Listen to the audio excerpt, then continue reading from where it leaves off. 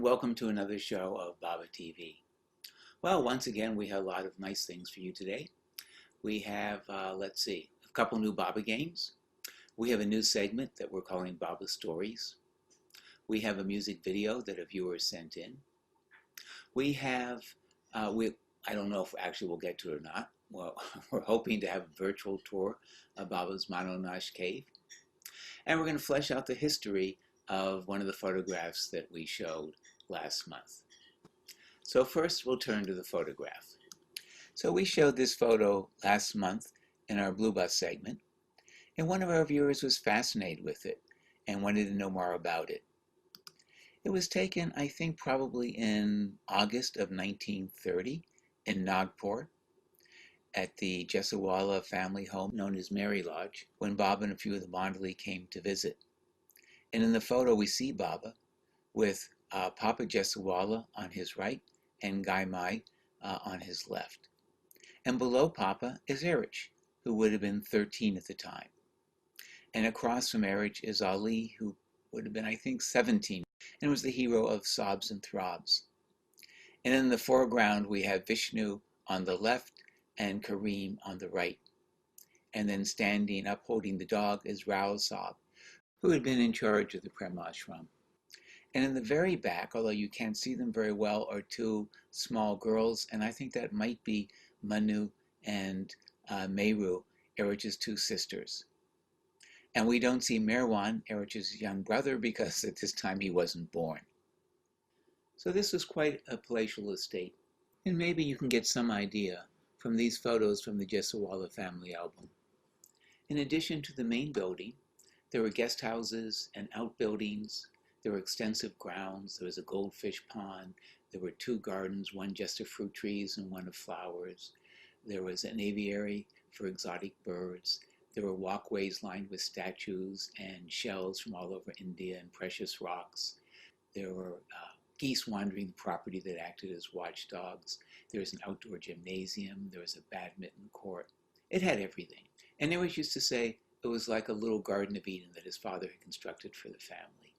In fact, the property was so beautiful that the RAF, when they flew overhead, took pictures of it because they thought it was such a magnificent estate. Now, unfortunately, we don't have the photo the RAF took, but hopefully these photos have given you some idea of what the place must have looked like. And the reason they could afford this was a real rags to riches story for Papa. And he rose to be the chief inspector of boilers and factories, which was a very important and very high-paid position in the British government. And he was the chief inspector for a very large area of India. And so because of that, his salary by Indian standards was quite large, and they were able to afford this property. And Papa was proud of what he had accomplished and enjoyed this luxurious lifestyle, just as he enjoyed the cars that he bought. Here's one from the mid-30s. I think it was a German Auburn. And here's one from 1937, which they had when they went to Nasik. And then in 1938, Baba called Erich to see him in Panchgani. And Baba asked him, "Can you leave everything and come and be with me?" And Erich said, "By your grace, anything is possible." And then Erich was dismissed, and as he was about to leave, Baba stopped him and said, "Can your family leave everything and come and be with me?" And again Erich said, "By your grace, anything is possible." And Baba said, "Good, then get rid of everything and come. Just bring the small trunk and your bedding roll and bring the car." And then Erich went home. And Erich was a little worried as he thought about this on the train. What have I done? How have I spoken for my parents? What are they going to say? But he went home and told them. And his father said, "I've spent my whole life building this all up for all of you. But if you all find greater happiness in living with him, then I have nothing to say." Of course, those weren't the words that Papa used exactly, but that was pretty much the gist. But Papa added, "Since I've spent my life building this up, don't ask me to dismantle it. It's your job now, Erich, to get rid of everything." Erich was 21 at the time. And I think they had something really short period of time, like 2 months to get rid of everything. But with a great deal of effort, they did manage to sell everything off. And while they were doing this, they were writing to Baba. And they asked Baba about Papa's work, because Papa had another year or 2 years, I don't remember the exact period of time. that if he kept his job for that period, he'd be able to retire with a full pension, which would be quite considerable. And so Baba said, yes, Papa should come, but then go back and finish his job. So they came on the appointed day, which was August 1st, 1938. And one of the first things Baba said is, where's the car? And he said, but Baba, you said Papa was going to go back and do his job, and he needs the car to do his job. Baba said, so what? You should have brought the car. Papa could have taken it back when he left, but you should have brought it. This disobedience has left a scar on my heart. And thus, Erich had been feeling a little bit proud at all he had accomplished to obey Baba and bring the family and dispose of everything. This was his greeting from Baba. Baba later remarked that the one who made the biggest sacrifice on coming to him was Papa, because Papa really enjoyed the good life. His family, on the other hand, had very little interest in material things, and they were delighted when Baba called them. So that's why Baba said the one who made the biggest sacrifice was Papa, because for the others, giving up everything didn't mean all that much, but for Papa, it meant quite a lot. After going back, Papa, of course, had no place to live because they'd sold everything, so Papa rented a small cottage in Nagpur so he could continue his work with the car. But as it turned out, Papa was so lonely without his family and missing Baba that he couldn't stick it out, and after a short time quit his job, and so forfeited the pension and had a partial pension for the rest of his life. So, as long as we're talking about photographs, last month we had our caption game, and here is a photograph we showed, and we had 3 captions and that were sent in, and then we asked viewers to vote on the captions, and the winner of the captions was returning with takeout lunch. Erich, Francis, and Baba are shocked to find that in their absence, Muhammad Must has rearranged the furniture. This narrowly beat out, Baba introduces his new Mandali mannequin line. This last one puzzled me until I looked more closely at the photograph. I do have to admit, there's something awkward about Erich and Francis, and they do look a little bit like mannequins, although that did not win. And we also showed this photo, and we asked for captions, and we got some captions, and our studio picked the 3 best in their opinion, and here were the 3 best. Wallflowers, portrait photography before social distancing, and Baba assembles the first all-women's Maharashtrian cricket team. So you can vote and send in your vote for which caption you think is the best. You can send in by email, or you can just comment under the show when you watch it. And speaking of that, I think I'd said that it wasn't enough to just subscribe. You had to click on the little bell to be notified, and I don't remember now whether I told everybody. Then not only that, but you also have to make sure your notifications are on. And if you do all of that, you'll be notified when our next show goes up. Okay, now moving right along.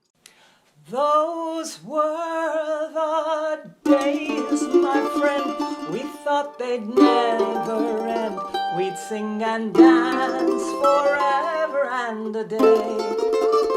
We'd live the life we choose, we'd find and never lose. Those were the days, oh yes, those were the days. La la la la la la la la la.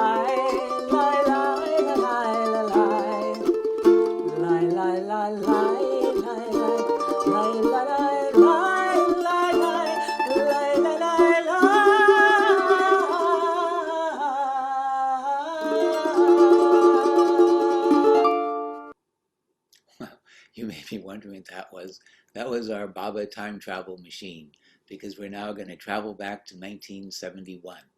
And the Society for Avatar Meher Baba were inspired by one of the talks that Harry Kenmore gave, and they turned it into a song. And Larry Green, who co-wrote the music, sent us this video which he made, and which he performs along with Phyllis Green. And we'll now watch it and bring back those memories from 50 years ago.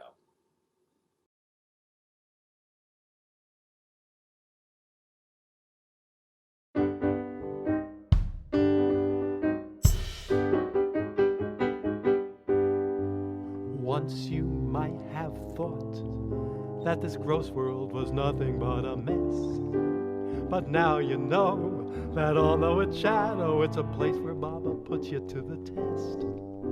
Once you might have thought that these trials of life were empty flights into hell. But now you know that Baba's running the show, and your own true love can ring the bell. Your own true love can ring the bell. M-B-M-E-H-U-R-B-A-B-A, Baba. You've got to be Baba's football. You've got to let him kick you around. You've got to let him know you love him the best. By obeying and obeying, let him put you to the test. You've got to be Baba's football. So when love and truth knock on your door, you'll be ready to go to hell and back for him, since God is the one you adore.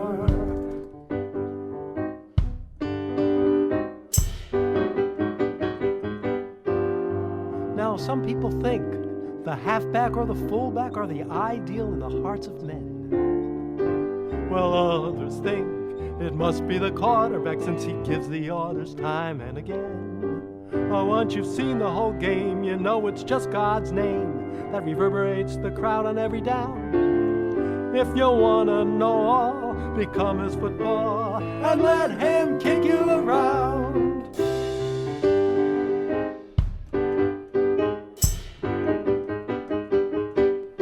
You've got to be Baba's football. You've got to let him kick you around. You've got to let him know you love him the best. By obeying and obeying, let him put you to the test. You've got to be Baba's football. So when love and truth knock on your door, you'll be ready to go to hell and back for him, since God is the one that you're yearning for, since God is the one you adore. M-B-M-E-H-U-R-B-A-B-A, Baba. Now, please don't think the path to truth is strewn with roses, touchdowns and such.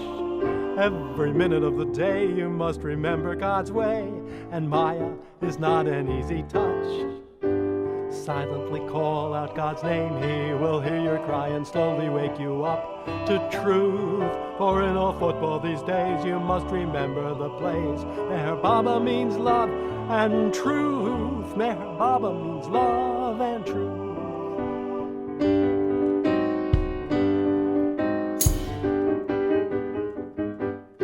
You've got to be Baba's football. You've got to let him kick you around.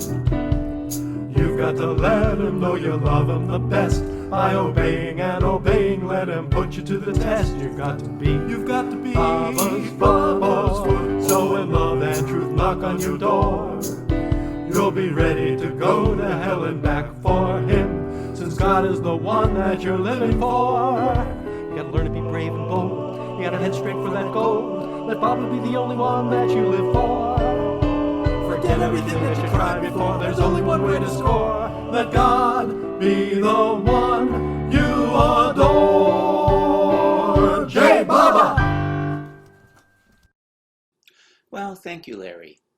And now...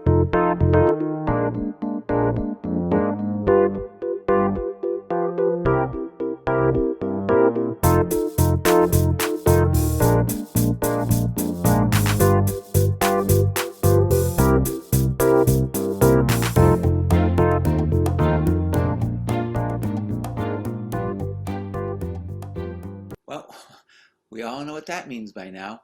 Time for another Baba game. Hi, Claire. This is Steve Pine from Baba TV. Am I supposed to introduce myself now? No, I said hi, Claire. You can Okay. if you wish. Well, hi, Steve from Baba TV. Now, according to the notes my executive producer has given me, you're in Bellingham, Washington. It's true. We're just below the Canadian border. If you drive north on I-5 and stop before you hit Canada, you'll be here. Ah, anyway, moving right along, it says here that you're a veterinarian. I am a veterinarian. Small or large animals or both? At this point, I work with dogs and cats, although in my past lives, I have worked with many other species, including cows and goats. Well, um, I think there were 4 or 5 books in the All Things Great and Beautiful, All Creatures Big and Small, whatever that was. Yes, Um, James Herriot. yeah, well, that's a lot of stories. Do you have even one story that's like, Even one story. Well, so it's been a very busy time. A lot of people have decided that when they're home all the time is the perfect opportunity to adopt a pet, and that is true. It's kept us very busy, so that's good. Um, we get a lot of calls about my animal has ingested something, and is that likely to be a problem? So yesterday it was my dog ate a large quantity of Big League Chew, which is a type of chewing gum, and he said, "Do I need to worry about anything except for watching for some amazing poops?" And so did he? spoiler alert, it's not a huge concern because Big League Chew is not, the big concern is with sugarless gum, which often contains xylitol, which is highly toxic. But Big League Chew has plenty of sugar and therefore is less toxic to the dog. Huh. But still not a good idea. I had another person whose puppy, their pandemic puppy, consumed an entire sourdough dough, like unbaked, just sitting out rising, and had to go to the emergency hospital to bring up the dough before it tried to rise anymore inside the dog's stomach. Yeah, so that was a very 2020 Very much so. tale. Yes. I mean, I haven't done it myself, but I've read that everybody's making sourdough now. Well, right. That's the thing to do. Get a puppy and make sourdough. So this was the combination of the two. Now, I don't know if you've seen other shows, but we have a game we play occasionally in which I'm going to read a quote, maybe well known, maybe obscure, depends on how much you've studied the discourses. And I will leave out the last part of the sentence and give you 3 options to complete it. Okay, so the first one. Well, wait, I have a question. Yes. So on one version of the show that I saw, the only version of the show that I saw, Don't say that. you only got to advance to the next question if you got the first question correct. Is that what I can expect, or have you adjusted the format? Well, we did give a person who missed the first question a bonus question, just to be nice. Okay. It didn't change her status, whether she won or lost. She lost that one as well, but she did get a second one and a chance to redeem herself. The quote is, "The moment the individual seeks a reality that is deeper than changing forms can be described as," that's the opening. Now here come your 3 options. And I'll read the opening again. "The moment the individual seeks a reality that is deeper than changing forms can be described as A, the first initiation of the aspirant, B, the pivotal junction between despair and hope, or C, a point of no return." Do you need the question read again? I need the first part. Yeah. "The moment the individual seeks a reality that is deeper than changing forms can be described as the first initiation of the aspirant, the pivotal junction between despair and hope, and a point of no return." Choosing between 2 and 3. Okay. I won't give any hints. Is that a hard no on the hints? I'm going with 2. So you're saying it's the pivotal junction between despair and hope. Yes. And that is, unfortunately, not the correct answer. Was it 3? No, that was not the correct answer either. So, I mean, not only did you lose, but you really humiliated yourself by singling out the 2 and 3 when the answer was Fair can be enough. described as the first initiation of the aspirant. Okay. And So, it comes from Stages of the Path, if you want to check to make sure that I'm not, cheating you. oh no, I believe you. Okay, well, I think you did basically as poorly as you can do on a quiz with 3 Perfect. options. So we're Okay. going to give you another chance. Great. The development of spiritual life is best represented as, are you ready? I'm ready. The slow unfoldment of inner knowledge, a gradual lessening of one's ignorance, not as a straight line, but as a zigzag course. The development of spiritual life is best represented as, I only heard 2 choices there. the first one is a slow unfoldment of inner knowledge, Okay. or a gradual lessening of one's ignorance. That's the second one. And the third one, Okay. not as a straight line, but as a zigzag course. Which of those phrases completes the sentence, the development of the spiritual life is best represented as? 2. As a gradual lessening of one's ignorance. Well, it's unfortunate that Baba didn't have you around when he was writing the discourses. Was it the zigzag course? It was a zigzag course. Oh, see, I liked that, but I didn't. Well, you should have said that. I didn't think that Baba used the term zigzag. That comes from the beginning and end of creation. Okay. And I want to thank you very much for playing our game. You're And welcome. as with all of our contestants, we will now put your name in our consolation hat. And at some point, we're going to draw the hat and give some lucky person a chance to try again for a huge prize. Oh, that's very vague. Well, I mean, do you want more incentive to be, No, Oh, okay. I did not earn any more incentive. Well, thank you very much, Claire. It was Thank you, fun and a Steve. pleasure doing the quiz with you. And I hope you will immediately go watch the other episodes of Baba TV, which you haven't seen yet. Okay, again, thank you very much. Okay, bye. Ta-ta. Well, those of you who watched last month's show may remember that we did a segment on the Blue Bus. And during that segment, we told a story of a time when Kitty had thrown out some stale rolls and how Baba had impressed upon her that she shouldn't waste food. And this was a message that certainly did make an impression on Kitty, as we will hear in the following 2 stories.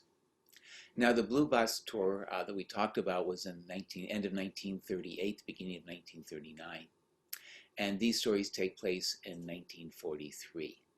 And without further ado, we will now go to our stories.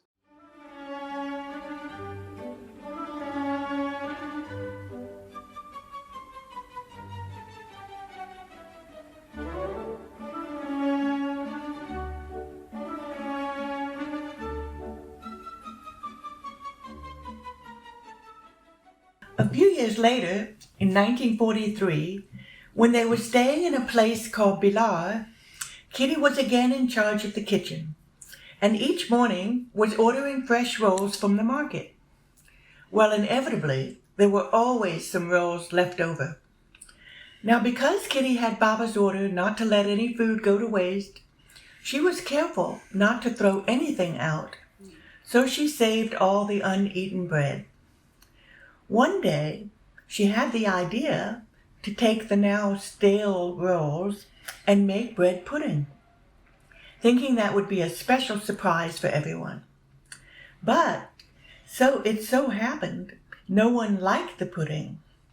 So here was Kitty faced with the quandary of what to do. Obviously, she couldn't throw it away. Not knowing what to do, she sat down and proceeded to eat the whole dish.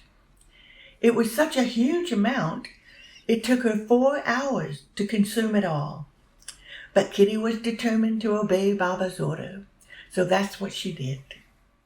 A few months later, another incident happened involving Kitty and Baba's order not to waste food. They were in Lahore, and Kitty was supervising the kitchen. One day, with Baba's permission, bhajia, which was a special treat, were ordered for everyone from the outside, and after eating them, no one had any appetite. In the meantime, Kitty had already prepared a meal for Baba and the group, and as usual, sent it over to Baba's bungalow. But she found that nobody wanted to eat. So she sat down in the kitchen and once again started consuming the food all by herself. Now this time, Mira happened to come upon her and said, "For heaven's sake, Kitty, what are you doing? You will die." And Kitty replied, "Oh yes, perhaps I will, but I will die obeying." When Mira told Baba what happened, he had a good laugh. After that, Baba forbade Kitty from eating leftover food. Otherwise, as you would imagine, given her nature and her determination to obey every order from her master, Kitty would have kept on eating the whole night. I was hoping we were going to have a virtual tour of Mononosh for this month, but it looks now like that's going to get pushed off for next month. But I promise as much as I can guarantee any of these things that next month we will have a visit to Kojaguda in Hyderabad and see where Baba started the Mononosh. Well, I think that pretty much does it for this show. Once again, we don't have any goodbye clips, so shame on all of you for not sending them in. I hope we'll get some in the future. And we haven't made much progress on our Begin the Beguine scheme, and hopefully that will come along too. But in the meantime, that's it for now. I guess the show's a little shorter than usual, but so it goes. And with luck, we'll have something up again in December, or if not, then maybe in early January. I know the holidays might disrupt things a little bit, but we'll see what happens. Happy trails to you until we meet again. Happy trails to you. Keep smiling until then. Who cares about the clouds if we're together? Just sing a song and bring the sunny weather. Happy trails to you till we meet again.